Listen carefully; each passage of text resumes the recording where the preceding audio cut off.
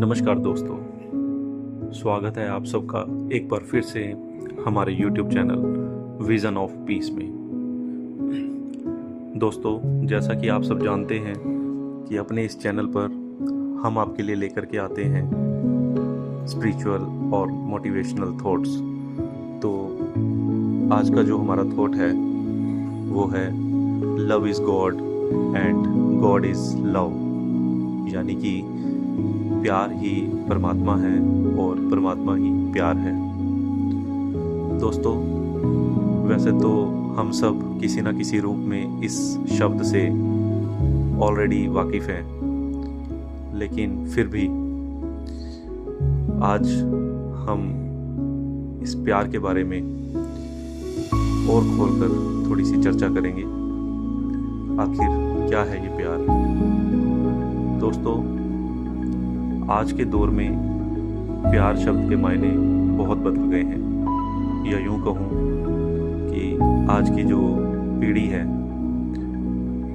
उसके लिए ये शब्द किसी और रूप से मायने रखता है। आज का जो प्यार है वो ज़रूरतों पर आधारित है, वो स्वार्थ पर आधारित है। चाहे वो ज़रूरत तन की हो, मन की हो, धन की हो या फिर किसी और चीज़ की। जब तक ज़रूरतें पूरी होती हैं तब तक प्यार चलता है। जब ज़रूरतें पूरी होना बंद हो जाती हैं तो वो प्यार कहीं ना कहीं कम होना शुरू हो जाता है। पर दोस्तों, सही मायने में जो प्यार है वो एक बहुत ही ऊंची अवस्था का नाम है। दोस्तों, ये वो चीज़ है, ये वो एहसास है, ये वो फीलिंग है जिसमें अगर कोई इंसान एक बार ढल जाए तो वो इसके सहारे, इस सच्चे प्यार के सहारे हार कर भी बहुत कुछ जीत लेता है, खो कर भी बहुत कुछ पा लेता है। दोस्तों, हमारे इस जीवन काल में हमने देखा है, अपने इतिहास को भी हमने पढ़ा है, बहुत से महापुरुष, बहुत से संत ऐसे हुए हैं जिन्होंने उस प्यार की ताकत के बल पर बहुत बड़ी बड़ी कुर्बानियां दी। इतनी बड़ी कुर्बानियां देने के लिए वो सिर्फ और सिर्फ इस प्यार की बदौलत ही वो ये कुर्बानियां दे पाई। चाहे बात की जाए मीराबाई जी की, उन्होंने श्री कृष्ण जी के सच्चे प्यार में उस प्यार की ताकत के दम पर जहर तक पी लिया था। चाहे बात की जाए सिख धर्म में हुए गुरु साहिबान जी की, उन्होंने उस प्यार की ताकत के दम पर ही अपने प्राण न्यौछावर कर दिए थे। दोस्तों, बाइबल में भी कहा जाता है कि love is God and God is love. तो आखिर ऐसी क्या ताकत है इस प्यार में जिसके चलते इंसान वो सब कर जाता है जिसे एक आम इंसान नहीं कर पाता? दोस्तों, प्यार एक ऐसी फीलिंग है, एक ऐसा एहसास है जिसमें इंसान अपनी खुशी के लिए ना जीकर जिससे वो प्यार करता है या जिसके प्यार में वो है, उसकी खुशी को इम्पोर्टेंस देता है। अपने स्वार्थ के लिए ना जीकर जिससे वो प्यार करता है, उसकी खुशी, उसकी इच्छा को ही अपनी इच्छा समझता है और उसकी इच्छा के अनुसार वो सब करता है जो वो शायद अपने लिए कभी ना कर पाता। ये एहसास, ये फीलिंग हमारे दिल में किसी के लिए भी पैदा हो सकती है। एक इंसान के लिए, एक इंसान के दिल में प्यार पैदा होना एक स्वाभाविक बात है। लेकिन दोस्तों, अगर ये प्यार उस परमपिता परमात्मा के लिए पैदा हो जाए दिल में, तो इससे बड़ी कोई बात नहीं हो सकती। क्योंकि यही प्यार ऐसा प्यार है जो इस दुनिया में भी हमारा साथ देता है और इस दुनिया से चले जाने के बाद अर्थात मृत्यु के बाद भी हमारा साथ देता है। इसीलिए उस परमेश्वर के साथ किए गए प्यार को ही सबसे ऊंचा और सच्चा प्यार कहा गया है। दोस्तों, आज इसी सच्चे प्यार पर आधारित एक साखी मैं आपको सुनाने जा रहा हूँ। ये जो साखी है, ये है एक मशहूर, बहुत ही प्रसिद्ध संत हजरत निजामुद्दीन औलिया जी और उनके एक बहुत ही प्यारे शिष्य अमीर खुसरो जी के बारे में। दोस्तों, दिल्ली के पास निजामुद्दीन के नाम से एक जो जगह है, उस जगह का नाम हजरत निजामुद्दीन औलिया जी के नाम पर रखा गया है, जो कि एक बहुत ऊंचे फकीर हुए हैं। ये उस समय की बात है जब हजरत निजामुद्दीन औलिया जी देह स्वरूप में इस धरती पर मौजूद थे। अमीर खुसरो नाम का उनका एक शिष्य था, जो उनका बहुत ही प्यारा शिष्य था, जो दिल से उनके ऊपर विश्वास करता था और उनके लिए दिल में सच्चा प्यार रखता था। एक बार की बात है दोस्तों, हजरत निजामुद्दीन औलिया जी की दरगाह पर एक गरीब आदमी आया। उसकी बेटी का विवाह तय हो चुका था। वो हजरत निजामुद्दीन औलिया जी से अपनी बेटी के विवाह के लिए कुछ मदद की उम्मीद लेकर के आया था। हजरत साहब ने बोला कि कुछ दिन यहीं दरगाह पर रुको, जो भी चढ़ावा इकट्ठा होगा उससे आपकी मदद कर दी जाएगी।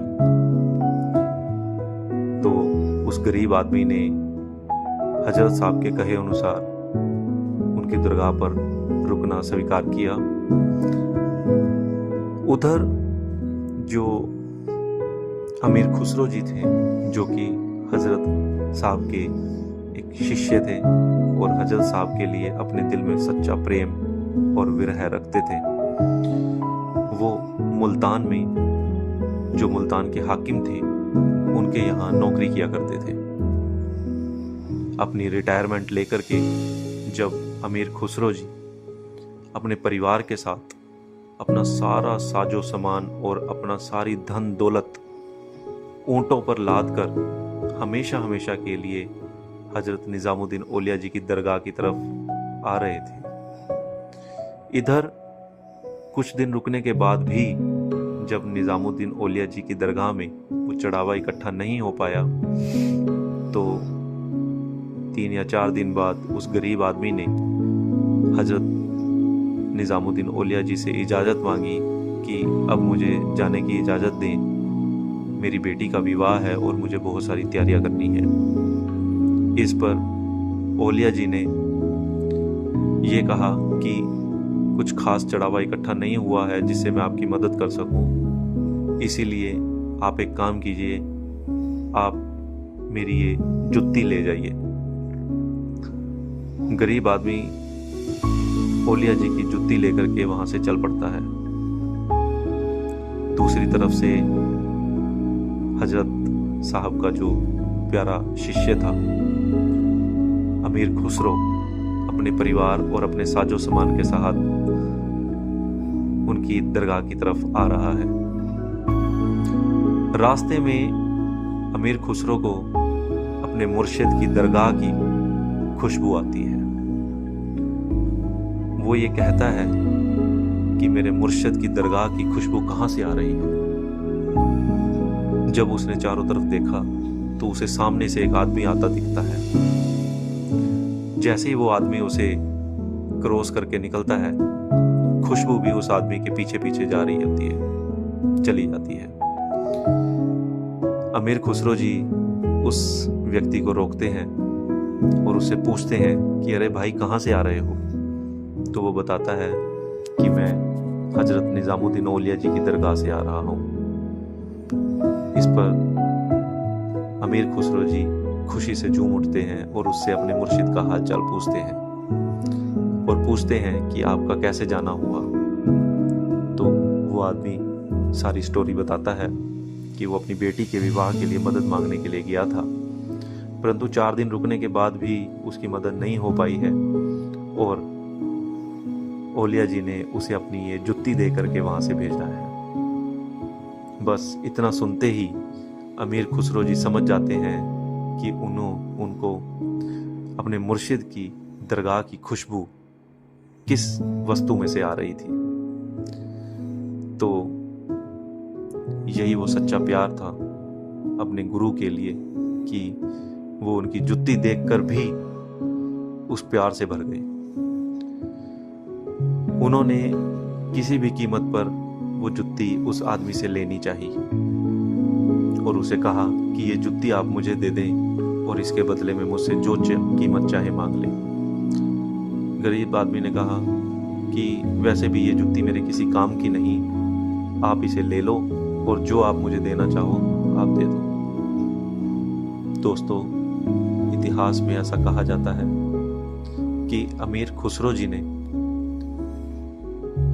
2 ऊंट अपने 2 बच्चों के लिए और 2 ऊंट अपने और अपनी बीवी के लिए रखकर बाकी सारे ऊंट जो साजो सामान से और धन दौलत से लदे हुए थे उस व्यक्ति को दे दिए। और ऐसा भी लिखा गया है कि उस समय अमीर खुसरो जी पूरे 19 ऊंटों पर अपना पूरा साजो सामान और धन दौलत लाद कर दरगाह की तरफ आ रहे थे। तो यानी कि उन्होंने 15 ऊंट जो धन दौलत से और साजो सामान से लदे हुए थे उस आदमी को दे दिए। जब अपने मुर्शिद की जुत्ती ली और उसे अपने सर पर रखा और दरगाह की तरफ आई और दरगाह में आकर उस जुत्ती को साफ करके झाड़ करके अपने मुर्शिद के पैरों में रख दिया। जब मुर्शिद ने ये देखा, क्योंकि ये सब तो उन्हीं का रचाया हुआ एक कौतुक था, तो उन्होंने पूछा, खुसरो कितने में खरीदी? तो अमीर खुसरो जी ने कहा कि एक एक ऊंट हमारे लिए रख के बाकी सब उसको दे दिए। इस पर हजरत निजामुद्दीन औलिया जी ने कहा, फिर भी बहुत सस्ते में खरीद लाए हो।